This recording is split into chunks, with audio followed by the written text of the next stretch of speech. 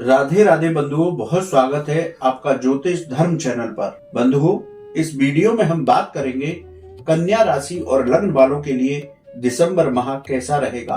साथ ही चर्चा करेंगे आपके शुभ और अशुभ दिनों के बारे में और बताएंगे वो खास उपाय जिनको करके आप इस महीने में उत्तम फल प्राप्त कर सकते हैं। बंधुओं, यदि आपको वीडियो पसंद आए तो आप ज्यादा से ज्यादा शेयर करें, जिससे कि दूसरे लोगों को भी लाभ प्राप्त हो। आपने अभी तक हमारा चैनल सब्सक्राइब नहीं किया तो प्लीज सब्सक्राइब कीजिए। तो शुरू करते हैं चर्चा कन्या राशि और लग्न वालों के लिए दिसंबर माह कैसा रहेगा। कन्या राशि और लग्न वालों के लिए यदि ग्रह गोचरी व्यवस्था देखी जाए तो इस तरह की कुंडली दिसंबर माह में आती है। उनके स्वयं की राशि में केतु पूरे महीने रहेंगे। शुक्र यहाँ पर द्वितीय भाव में बहुत सुंदर योग बना रहे हैं। धन का भाव है, शुक्र यहाँ लक्षाधिपति योग बना रहे हैं, तो इस महीने आपको धन से जुड़ी सभी समस्याओं का निराकरण मिल जाएगा। आपके पराक्रम भाव में सूर्य मंगल विक्रम नामक योग बना रहे हैं। 16 दिसंबर को सूर्य राशि परिवर्तन करेंगे और आपके चतुर्थ भाव में आ जाएंगे। सूर्य बुधादित्य योग बनेगा। वहीं बुध 13 दिसंबर से बकरी हो जाएंगे। यदि शनिदेव की बात की जाए तो आपके छठे भाव में मार्गी होकर के पूरे महीने गोचर करेंगे। राहु आपके सप्तम भाव में पूरे महीने गोचर करेंगे देवगुरु बृहस्पति की राशि में, और देवगुरु बृहस्पति अपनी मित्र राशि में मंगल देव की राशि मेष में 31 दिसंबर को मार्गी हो जाएंगे और पूरे महीने यहीं रहेंगे। तो इस तरह से कन्या राशि और लग्न वालों की कुंडली ग्रह गोचरी अवस्था सामने आती है। अब बात करते हैं प्रत्येक भाव से आपको किस तरह के फलों की प्राप्ति होगी। चर्चा प्रथम भाव की। प्रथम भाव आपके व्यक्तित्व, आपके आत्मविश्वास का है, आपके मानसिक बल का है। तो यहाँ राहु का सीधा दृष्टि संबंध आपके प्रथम भाव से है। तो आप इस महीने किसी भी तरीके के अज्ञात भय या मानसिक तनाव से बचने के प्रयास करें। जल्दबाजी में कोई भी निर्णय न लें। आपको लगता है कि मैं सही निर्णय ले रहा हूं, फिर भी आप थोड़ा ठहर करके ही आगे बढ़ें। नौकरी हो या व्यापार, इन दोनों में ही आपको इस पूरे महीने संभल करके रहना होगा।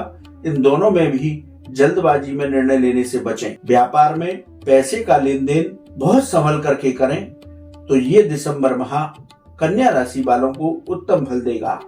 अब बात करते हैं द्वितीय भाव की। द्वितीय भाव धन का भाव है, वाणी का भाव है और परिवार का भाव है।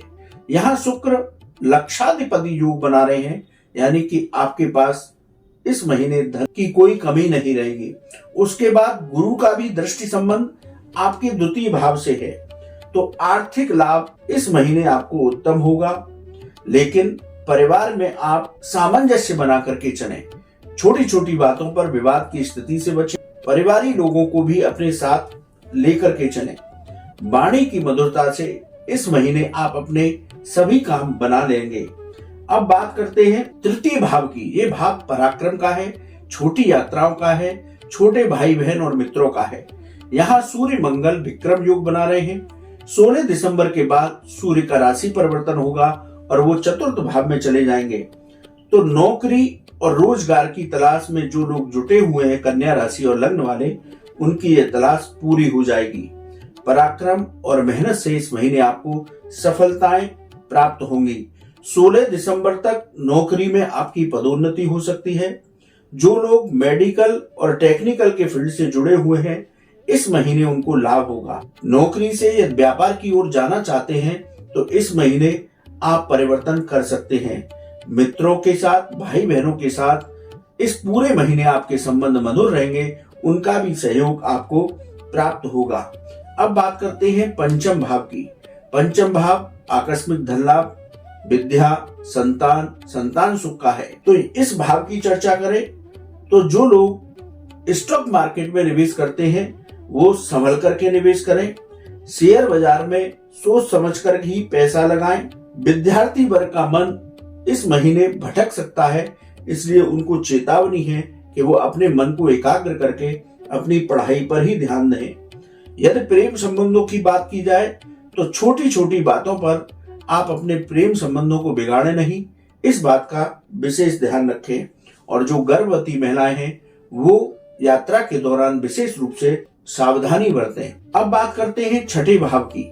यहाँ पर छठे भाव में शनिदेव विराजमान है, अब मार्गी भी हो गए हैं। ये भाव रोग, ऋण और शत्रुओं का भाव है। यदि इस भाव की चर्चा की जाए तो आपको घुटनों से संबंधित और श्वास संबंधी परेशानियां इस महीने परेशान कर सकती हैं। पुराना कर्ज उतारने का आपको अवसर प्राप्त होगा, क्योंकि हमने बताया कि धन भाव की जब चर्चा की, लक्षाधिपति योग बना हुआ है, हर तरफ से आपको धन लाभ होगा। तो आपको जब धन प्राप्त हो तब आप कोई पिछला कर्ज उतारने की स्थिति बनाएं। अपने धन का सही तरीके से प्रयोग करें। यदि शत्रुओं की बात करें तो शत्रु पक्ष से आप वाद विवाद की स्थिति से इस पूरे महीने बचकर रहे। सप्तम भाव की चर्चा करते हैं। सप्तम भाव आपके गृहस्थ जीवन, व्यापार और व्यापारिक साझेदारियों का भाव है। राहु यहाँ पर पूरे महीने विराजमान रहेंगे, इसलिए आप व्यापार में सोच समझ करके आगे बढ़ें। किसी व्यक्ति पर आंख बंद करके भरोसा इस महीने न करें। पैसे के लेन देन में आप सावधानी बरतें। व्यापारिक साझेदारी कोई करना चाहते हैं तो बहुत सोच समझ करके निर्णय लें। और गृहस्थ जीवन में आप सामंजस्य बना करके रखें, नहीं तो छोटी छोटी बातों पर विवाद हो जाएगा। इस बात का आप विशेष रूप से ध्यान रखें। अब बात करते हैं अष्टम भाव की। यहाँ पर देव गुरु बृहस्पति पूरे महीने विराजमान रहेंगे और 31 दिसंबर को ये मार्गी भी हो जाएंगे। तो ये भाव जो है आकस्मिक घटनाओं का, रिसर्च से संबंधित मामलों का और विदेश संबंधी मामलों का है। तो विदेश संबंधी मामलों में जो पिछले महीने रुकावटें आई थी वो अब तेजी आ जाएगी उनमें। विदेश से आपको धन लाभ के अवसर मिलेंगे। रिसर्च से जुड़े हुए लोगों को सफलताएं प्राप्त होंगी और जो लोग एक्सपोर्ट से काम में जुड़े हुए हैं उनको विशेष सफलताएं इस महीने प्राप्त होंगी, उनको विशेष धन लाभ होगा। अब बात करते हैं नवम भाव की। नवम भाव आपका भाग्य, आपका आध्यात्म और आपकी उच्च शिक्षा का है।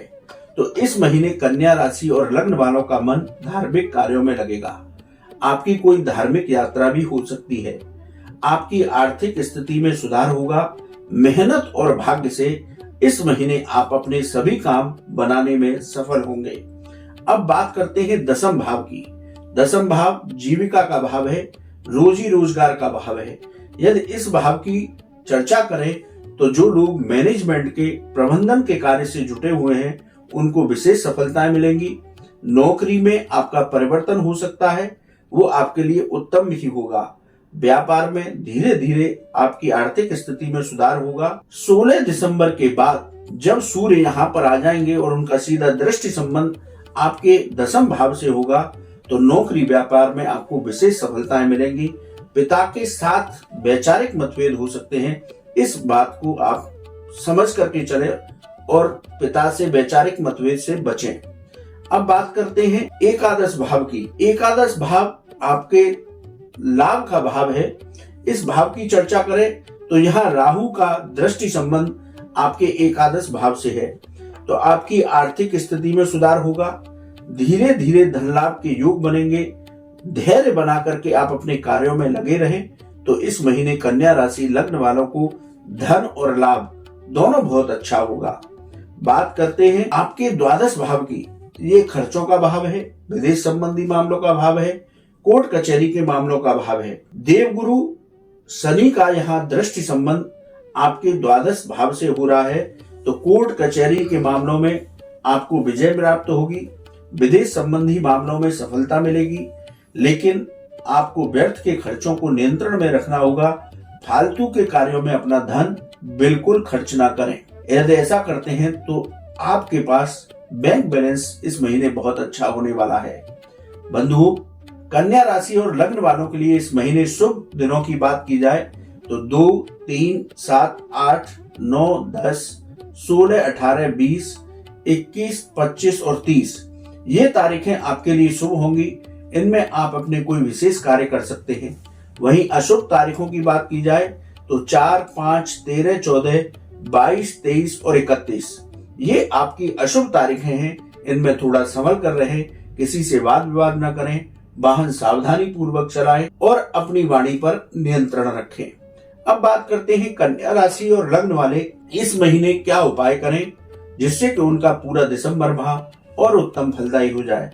आप गणपति की पूजा करिए, गणेश जी को मोदक का भोग लगाएं, उनको दूर्वा दल अर्पित करें और गाय को हरा चारा खिलाएं तो दिसंबर माह में कन्या राशि और लग्न वालों को बहुत उत्तम फलों की प्राप्ति होगी। इस महीने उनके लक्षाधिपति योग बन रहा है, उनकी सभी मनोकामनाएं अवश्य पूरी हो सकती हैं। बंधुओं, आपको वीडियो कैसा लगा आप कमेंट बॉक्स में लिखें। यदि आपका कोई सवाल है तो आप हमारे व्हाट्सएप नंबर पर लिखें, हम उसका जवाब अवश्य देंगे। राधे राधे।